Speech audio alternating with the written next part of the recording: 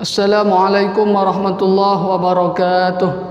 Bismillah, alhamdulillah, wassalatu wassalamu ala rasulillah Sayyidina Muhammad ibn Abdullah, la hawla wa la quwata illa billah, amma ba'du.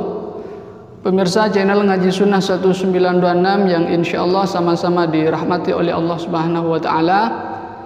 Pada kesempatan kali ini saya ingin menjawab pertanyaan dari teman saya beberapa waktu yang lalu terkait orang yang sholat dalam keadaan tetap memakai kaos kaki. Nah, ini sholatnya sah apa enggak? Untuk menjawab pertanyaan ini, saya ingin mengkaji dari syaratnya sujud ketika sholat. Terkait masalah sujud ketika sholat, ini ada hadis yang bunyinya begini: Umirtu an asjuda ala sab'ati a'dhamin, al-jabhati wal yadaini wal rubbataini wa atrafil qadamain. Saya diperintahkan untuk sujud atas 7 anggota. Apa saja 7 anggota itu? Yang pertama adalah al-jabhah, kening, kemudian 2 telapak tangan, kemudian 2 lutut, kemudian ujung jari-jari 2 kaki. 7 sudah. Berangkat dari hadis ini, kemudian ulama khususnya dalam mazhab Syafi'iyah dan Hanabalah ini mengatakan begini: wa Syafi'iyatu wal Hanabalatu muttafiqun ala wujubi sujudi ala jami'il a'dha'i as-sab'ati al-madhkurati fil hadis sabiq. Madhab Syafi'iyah dan Hanabalah itu sepakat bahwa orang yang sujud itu wajib untuk meletakkan 7 anggota yang disebutkan di dalam hadis tadi, wajib. Itu yang pertama. Kemudian, apakah 7 anggota yang harus diletakkan di tempat sujud ini harus dalam keadaan terbuka atau enggak? Atau boleh tertutup gitu. Maka untuk menjawab pertanyaan yang kedua ini, masih dalam kitab Al-Fiqhul Islami, di sini dikatakan begini: La khilafa fi adami wujubi kashfir rubbataini li'alla yafdi ila kashfil awrati. Untuk 2 lutut ini ulama tidak khilaf, sepakat tidak boleh dibuka, artinya wajib ditutup. Kenapa diletakkan dalam keadaan tertutup? Karena kalau dibuka maka auratnya akan terbuka. Ketika auratnya terbuka maka otomatis sholatnya batal. Jadi untuk kedua lutut wajib diletakkan dalam keadaan tidak terbuka. Lalu bagaimana dengan 2 telapak tangan dan ujung jari-jari 2 kaki? La yajibu kashful qadamaini wal yadaini, lakin yusannu kashfuha khurujan minal khilafi.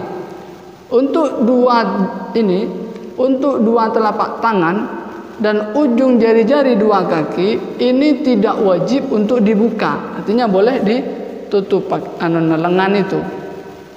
Atau kalau yang jari-jari kaki pakai kaos kaki, itu boleh, tidak wajib untuk dibuka.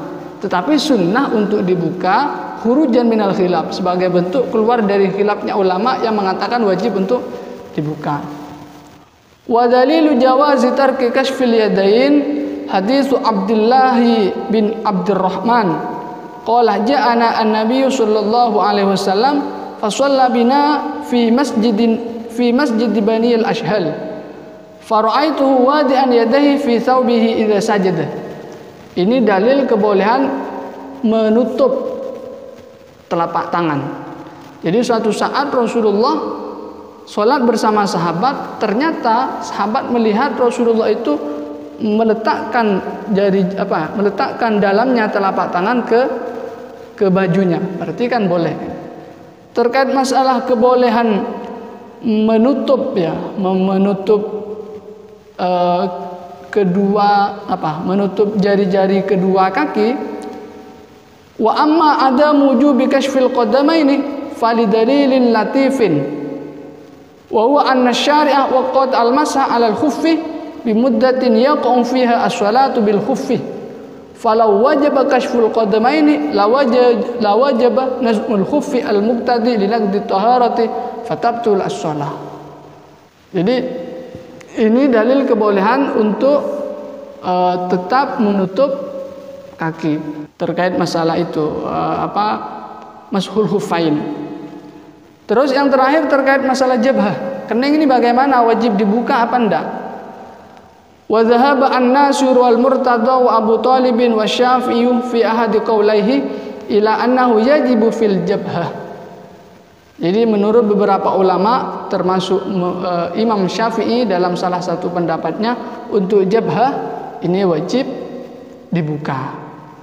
Jadi intinya ulama Syafi'iyah dan ulama Hanabalah sepakat bahwa orang yang sujud itu wajib meletakkan 7 anggota ke tempat sujud. Ini kening, kedua telapak tangan, kedua lutut dan dan ujung jari-jari kedua kaki. Kemudian apakah diletakkan dalam keadaan terbuka atau tidak? Untuk lutut ini wajib dalam keadaan tertutup, tidak boleh terbuka. Untuk kedua telapak tangan dan jari-jari kedua kaki ini boleh tidak dibuka. Artinya boleh ditutup, tetapi sunnah untuk dibuka. Sementara untuk jabhah, untuk kening, Imam Syafi'i dalam salah satu pendapatnya mewajibkan untuk dibuka. Kemudian kesimpulan ini bisa menjadi jawaban dari pertanyaan yang awal, bolehkah orang yang sholat dalam keadaan tetap memakai kaos kaki? Maka jawabannya adalah boleh, tetapi yang lebih baik itu adalah dibuka, sunnah untuk dibuka. Wallahu a'lam. Assalamualaikum warahmatullahi wabarakatuh.